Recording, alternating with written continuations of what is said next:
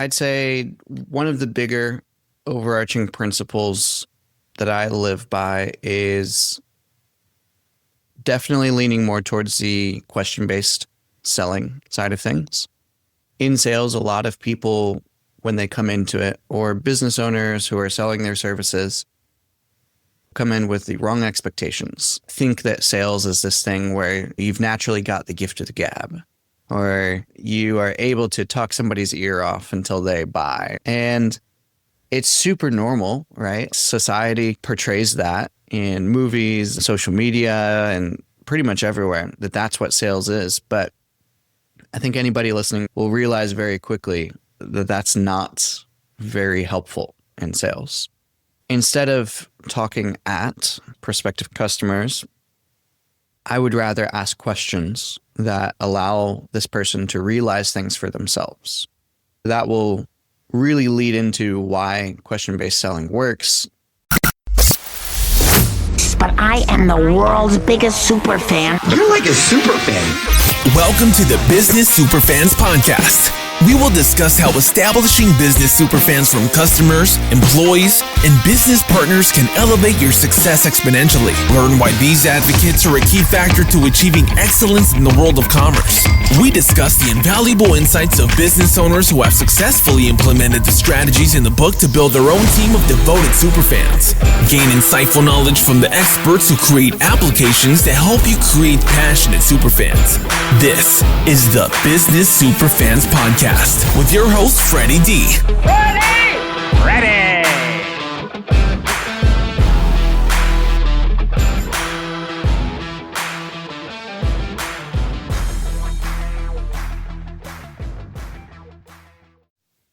Hey, Freddie D here. In this episode, we're joined by Christian Jack, a master of influence, persuasion, and high-performance sales, and the founder of the Sales Dojo.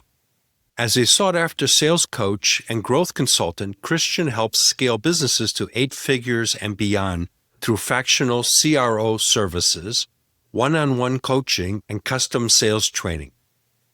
With the deep focus on communication, body language, and leadership, he's empowered hundreds of professionals to elevate their performance and achieve lasting success, both in business and in life. Welcome, Christian, to the Business Superfans Podcast. Thanks so much, Frederick. Excited to be here. Yeah, we're super excited to have you here. So tell us a little bit about the backstory of how the Sales Dojo came about. The good old villain backstory. I love them. The Sales Dojo came about from me getting into business and getting into sales, going into different businesses and seeing that one of the biggest, easiest in terms of revenue and growth was from a lack of sales skills and training for their salespeople. After having invested somewhere north of $500,000 into my own training, I really enjoy sales. I haven't been in it for a super long time, but I plan to be. I just found out how much more successful people could be if they learned how to do it correctly. So I decided to go ahead and start the Sales Dojo, helping salespeople, organizations, and one thing led to another. Oh, interesting story. Sales is a fine art and skill set. So you've got to really understand it. People buy emotionally, but they justify it logically. Mm-hmm. So it's how do you connect with them emotionally is really one of the arts in sales. Mm-hmm. And the other aspect is to use your ears more than you use your mouth. Very true. God gave you 2 of them. Let's talk about your approach and some of the things that you've learned. Man, there's a lot to go through there. I'd say one of the bigger overarching principles that I live by is definitely leaning more towards the question-based selling side of things. In sales, a lot of people, when they come into it, or business owners who are selling their services, come in with the wrong expectations. Think that sales is this thing where you've naturally got the gift of the gab, or you are able to talk somebody's ear off until they buy. And it's super normal, right? Society portrays that in movies, social media, and pretty much everywhere that that's what sales is. But I think anybody listening will realize very quickly that that's not very helpful in sales. Instead of talking at prospective customers, I would rather ask questions that allow this person to realize things for themselves. That will really lead into why question-based selling works. One of the biggest principles in the dojo is what you say is gospel and what I say is garbage. I don't want to be saying hardly anything in a sales conversation. I'll be asking questions that get you to say what you believe, think, feel about things. Because at the end of the day, you as a prospect probably don't really care much about me as a salesperson. If you can swallow your ego, the goal is to get this person to make whatever decision is best for them and their future. If that's to move forward with us, great. If it's not, great. But ultimately, to make that decision, they have to come to their own conclusions. They have to come up with their own ideas. They have to talk about their feelings. So whatever they say is gospel. In order to get them to say their gospel, I have to ask them questions. Yep. I started out as an engineer and was in the software industry when it first began. Like I told you before recording, I started in November 1980 as an applications guy. My first training at the company was horrible. Back then, we didn't have training programs and things like that. Right. I had the manual, and I'm talking about training. It's not sales, but it is sales. Because in my world, and I'm sure in your world, the sale really happens after the sale. Getting the deal is the easy part. The sale is everything that happens after the deal. And so I'm reading a manual. I'm saying, okay, Christian, here's the commands you need to do in the computer. We're sitting next to one another. Obviously, that's not real good. When I was at a corporation, I was training a group. A manager, he said it was the worst training he's ever seen. Gave me until tomorrow to get my act together, or he would call my boss and have me fired. I didn't sleep well that night. But I created engagement training. I stopped talking at people, which is what a lot of salespeople do. And I started talking with people. So be like, okay, Christian, what do you think of this type of thing? And this command string to generate a box or whatever. And it's, I think it's right. Mike, do you agree with Christian? Well, I think so. Steve, do you agree with both of those guys? No, it's missing a syntax. Well, Steve, you're right. And that's how the training began. And that carried me over into my sales world because I started asking questions and getting to understand the challenges they were dealing with. I'll bet you noticed a big uplift in the success of that program. I was the most sought after training guy in the Midwest. I've trained Eaton Corporation, General Motors, Westinghouse. I mean, the list is pretty long. Ball Corporation. I was in the Midwest, and then our company looked for sales people internally, and I raised my hand and I got picked. They invested a significant amount of dollars, and I was flying to Boston from Chicago, and I got 6 months worth of sales training, high-end stuff. Beautiful. It's phenomenal what happens when you start asking more questions. Yeah, it becomes a conversation, and you're no longer selling, you're just talking. You're connecting. Exactly.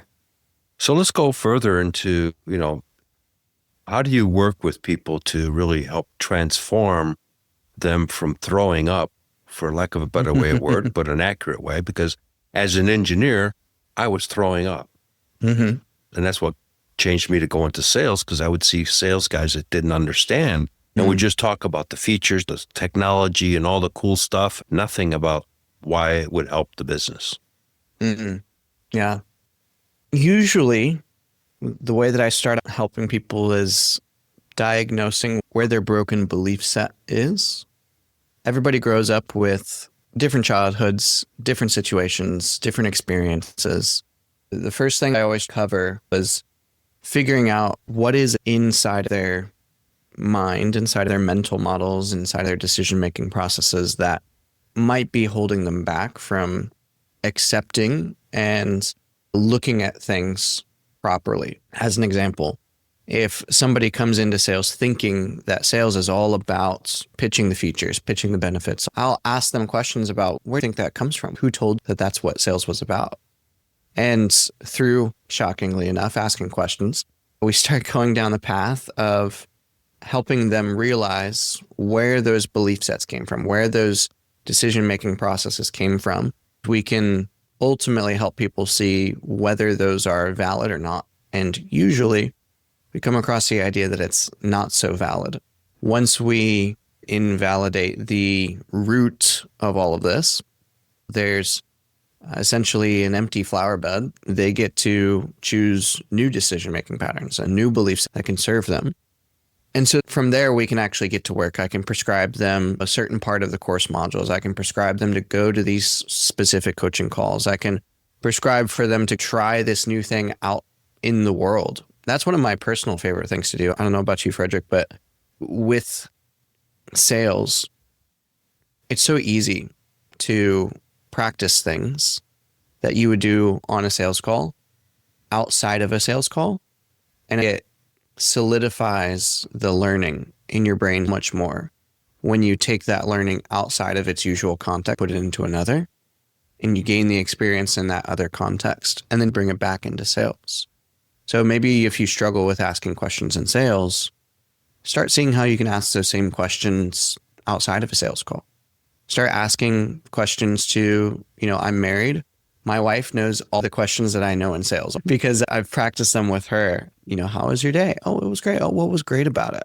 Blah, blah, blah, blah. Like all of the little things. So what are your thoughts on practicing things that you would usually use in a sales call, but learning how to use them outside and then bringing them back into sales for an increased level of retention or understanding? It's very important. My now wife, we've been together for 12 years, and we eloped a few months ago after 11 plus Congratulations. Years. Thanks.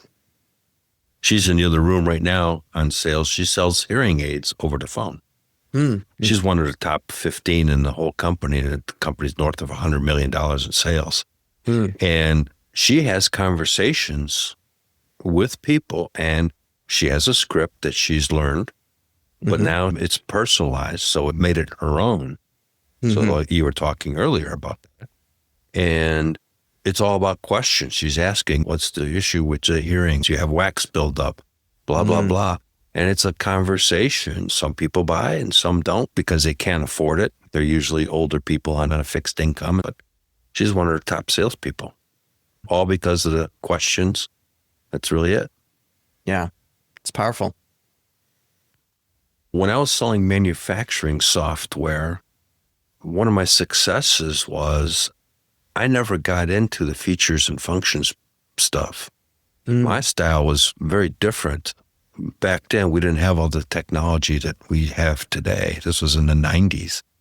I started actually in 86 was my first sales. I got the plaques on the wall for top sales guy.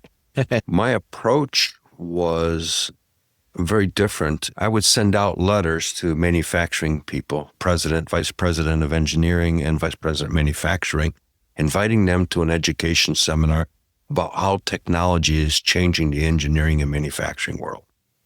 That was my cold marketing. I would use the girls in the executive suites. I hired them to contact those guys and invite them for lunch and learn.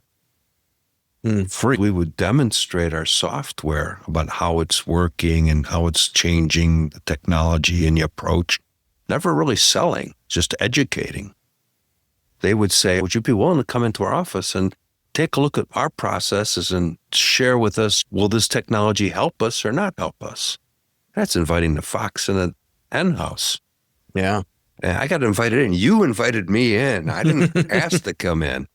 And I closed more sales with that approach because once we got in there, it was, okay, what are the challenges? What are the financial problems? Scrapping metal, that's a 20, 30,000 piece of metal that screwed up and you can't use it for that project. So now you got to buy another piece of metal. How many of those a year you do? Oh, you scrapped 6. Well, that just paid for the technology. Yeah.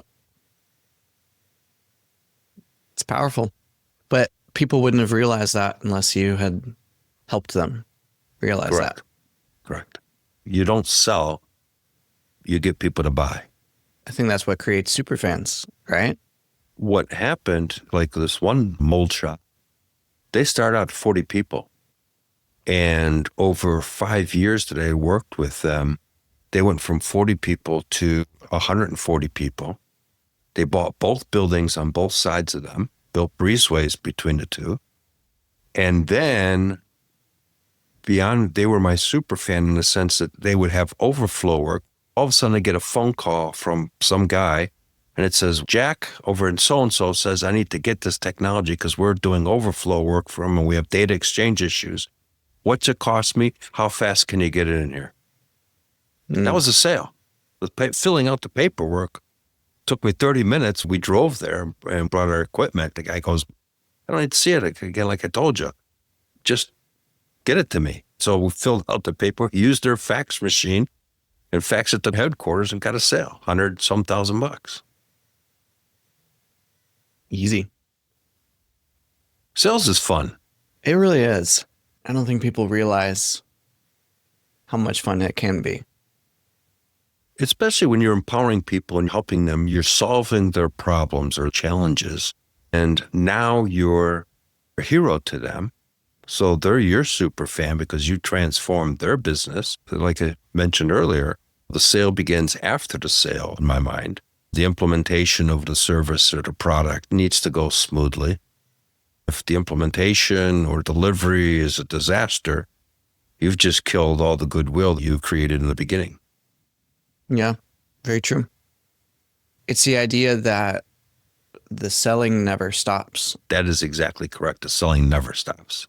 Everything in life is selling, from picking up the girl at the bar, from getting a promotion with your boss, from getting your kid to eat the broccoli, right? Everything is selling, and it's always happening. What movie are you going to watch? Yeah, exactly. Right? Between you and your wife. Go for dinner. Now, for my wife, I recently got this set of dice that have a different cuisine on each side. And so now we just use that. But I like that idea. It's fun. I do have something that I think would be really interesting. I'm curious if you've ever heard of this guy before. His name is Chase Hughes. I have not. Chase Hughes is a world-renowned behavior profiling and covert influence specialist. He works with a lot of three-letter agencies and best in the world at what he does. Your podcast here and everybody listening knows it's about creating superfans, right? One idea that I had to bring here that I prepped beforehand is a way to create a superfan out of pretty much anybody in just a couple of seconds. And I wonder if you're open to chatting about it. Absolutely. See what you think. A concept that Chase talks about is the idea that every human being is wearing a mask. The next law of that human behavior is that everybody acts like they're not wearing a mask, right? Everybody wants to be seen a certain way in a social context. Chase has distilled this into 6 different types of people and 6 different social needs. The first one is significance, wanting to be seen as standing out from the crowd, leaving an impact on the world around you. The next one is acceptance. It's the idea of being accepted into a group. This would be somebody who wants to be part of a biker gang. Example. Approval is next. You get the approval of specific people in your life. Maybe you use self-deprecation to get somebody else to approve of you. Maybe I would come on with my Sales Dojo coaching call. Be like, you guys, I don't think I'm actually that good at sales. A little bit of self-deprecation in order for them to go, no, Christian, you're fantastic at sales. You teach us so much, blah, blah, blah. Intelligence is the next one. You just want to be seen as intelligent. Next is understanding. You want other people to understand how bad you have it. This is somebody we often view as a bit more negative, complaining. They want other people to see they've got it bad, basically. And then the last one is power or strength. You want to be seen as powerful or strong in a social context. With these 6 different social needs, the purpose is to complement somebody based on the needs they have. There's this interesting mechanism in your brain that produces and receives neuropeptides. You're born with some receivers, some receptors, each of those different types of social needs. But your brain will actually replace the ones that aren't getting used for ones that are getting used more. So maybe you're a kid. and you're in sports, maybe a competitive solo sport, you might get really well rewarded as a child for standing out above the crowd, for beating everybody else. So you might develop more of this social need for significance or power. But then as you grow older, that affects the way that you operate in a social environment. As you up, you're nurtured a certain way, and that affects you. Most people know that. But once you know what need somebody has in a social environment, you can complement that need and fire off a bunch of neuropeptides in their brain that will naturally make them feel more connected to you. That will naturally help them feel like this person just gets me. That will naturally help them open up and be maybe a little bit more vulnerable or be willing to share information that they wouldn't necessarily share. Chase uses this in interrogations. He uses this in his covert influence stuff everywhere. And so from a superfan's context, you can create a superfan in just a matter of seconds by complementing their need. So this might sound something like, if, I don't know, which need should we do, Frederick? What do you think? Significance, acceptance, approval, intelligence, understanding, or power? Which one stands out to you the most? Let's go with a lot of people have challenges with approval. They want to feel, if you think about it, a lot of people, especially low-level employees, one of my quotes in my book, Creating Business Superfans, is people will crawl through broken glass for appreciation and recognition. So Very true. let's go with approval because that associates with what I just said. It's true. So if you have the social need of approval, basically you want to be Recognize. reassured and recognized by other people. And you got to be a little bit careful there because significance could also be being recognized by other people as standing apart from the crowd. There's some nuances here. But then if you think about the opposite of what they need, what they're afraid of, sometimes that can help with coming up with a compliment. If you're needing approval, you might be most afraid of being dismissed, disapproved of, or feeling left out. So when giving an approval mask type person a compliment, I might say something like, Frederick, you do such a fantastic job with the way that you communicate, and you don't rush through things. You focus on what matters. And ultimately, I think that is just absolutely fantastic. An approval need is fairly easy to compliment. Right. Maybe we'll do a power mask. This one is always fun. We've probably been in a sales conversation where somebody that's really dominant, really alpha, they just get to the end, right? Get to the price. I don't need to know. You don't need to ask me all these questions about where I'm at. I just need to know what you do. I'll make the decision. Like that sort of person, it can help them to open up to immediately just compliment them and be like, you know, Frederick, that's powerful. I love how you're just so straight to the point. I think a lot of other people in life just are weak and they don't understand what they want. And I love that you have that strength to be able to go in and get what you want out of life. Love that. And then you might segue that into, in order for me to give you what you want, just help me understand a little bit more specifically, what is it that you want? The simple compliment can turn people into super fans of you personally so quickly. It's scientific, it's neurological, it's chemicals in your brain.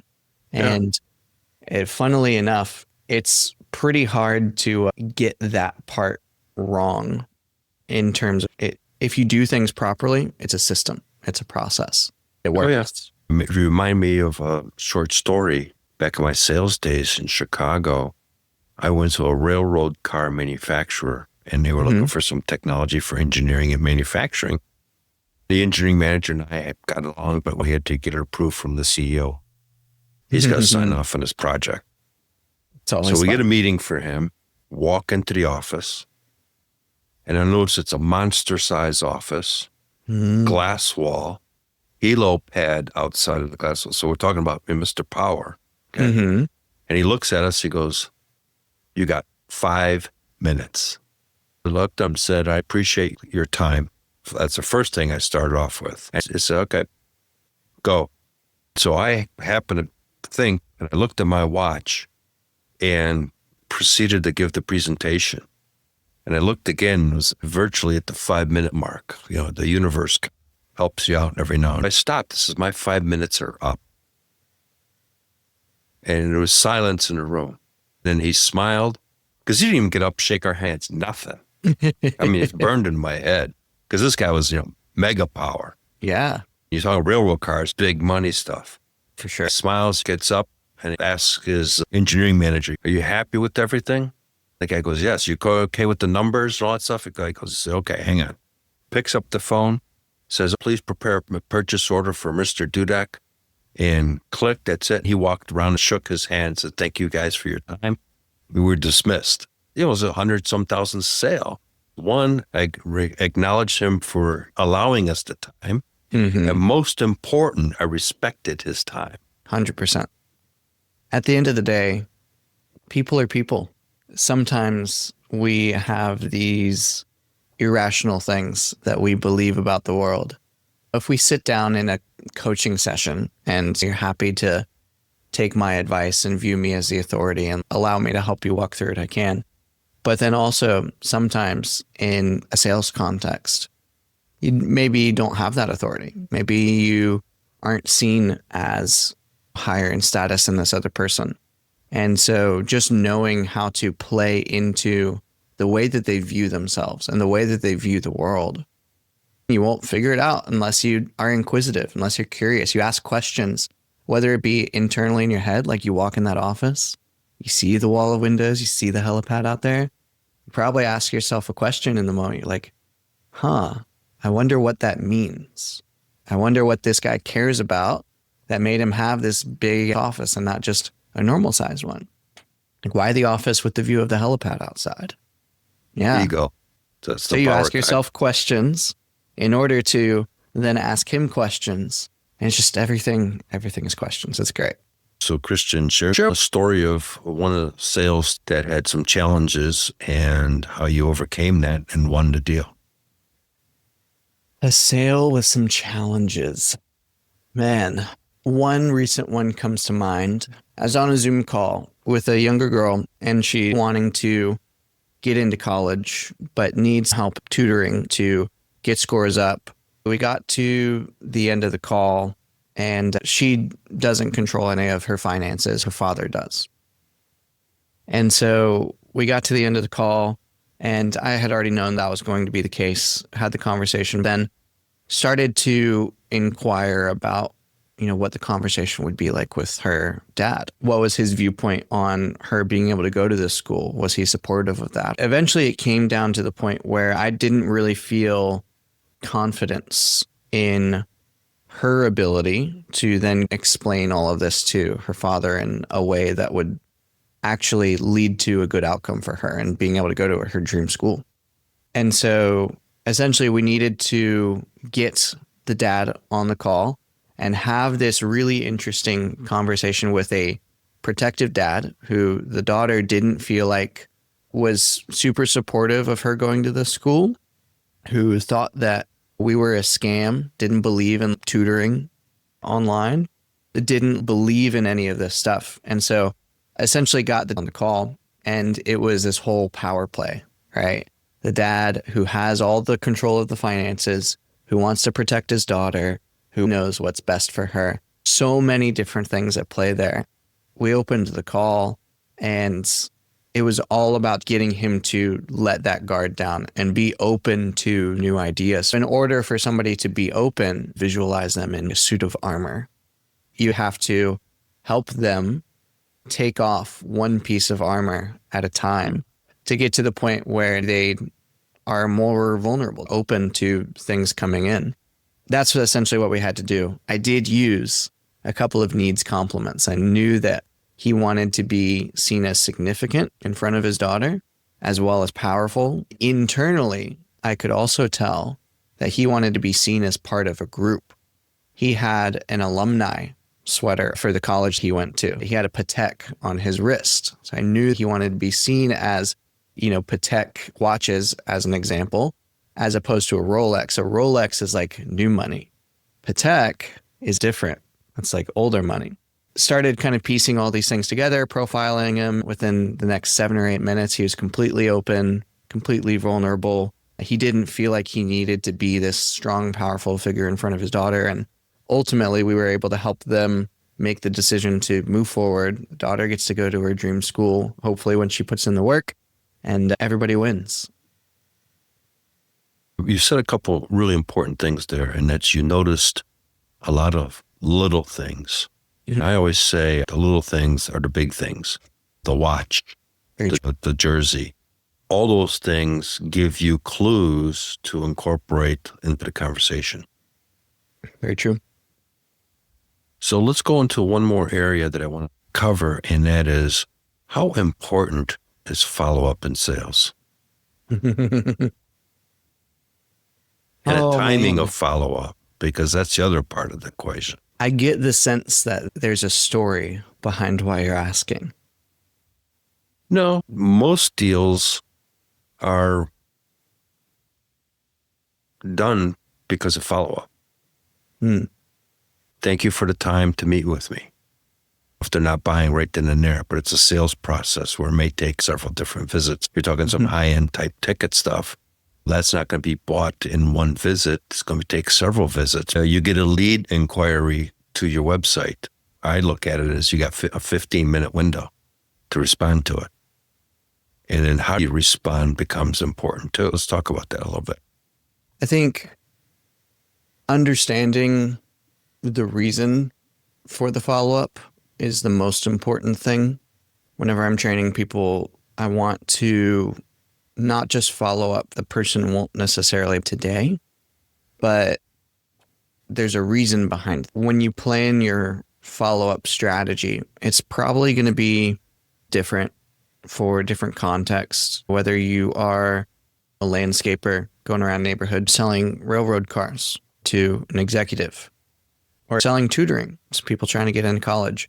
Number one, understanding what's going on inside of somebody's head will dictate how often and how intensely you need to follow up. Once you figure that out, you can set the strategy and say, okay, how often am I going to do this? What is going to be the game plan? But I'd say the one thing that I see people miss the most with follow-up is providing more value rather than being a nagging little fly. A lot of people will follow up and just think, hey, I'm just following up on this. Did you get this?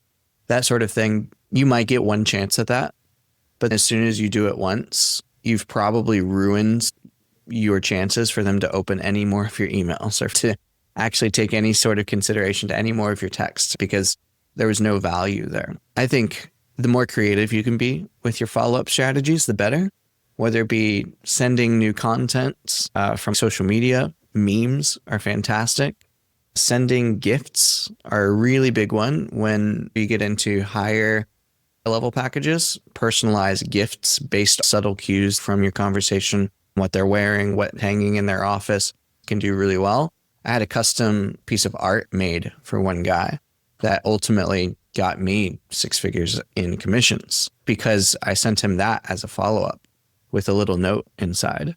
The more creative and valuable you can make your follow-ups, the more successful they'll be. A lot of people, just because they haven't put enough creativity or value in their follow-ups, think following up isn't worthwhile. But once you figure out how to do it the right way, it becomes quite valuable. Yeah, follow-up incorporates saying thank you. Thank you for your time. Thank you for the opportunity. Even if you don't get the deal, it's important to say thank you. I'm grateful for the opportunity to have been able to present. Maybe today is not the right time, but let's stay in contact. Don't slam the door closed. Keep the door open because a lot of times it's all about timing. This might not be the right time, but 6 months from now, 9 months from now, it may be the right time. So if you handled it professionally with the thank you for their time, respecting that person, they'll reach back out. I've had things where a year later, all of a sudden, they come up and say, hey, we talked about this. I'm ready. And maybe they even know somebody else that could benefit from what you're doing as well. Yep. Christian, as we come closer to the end here, how can people find you and connect with you? The best way will probably be the link in the show notes. I've made a special page just for people who are listening here.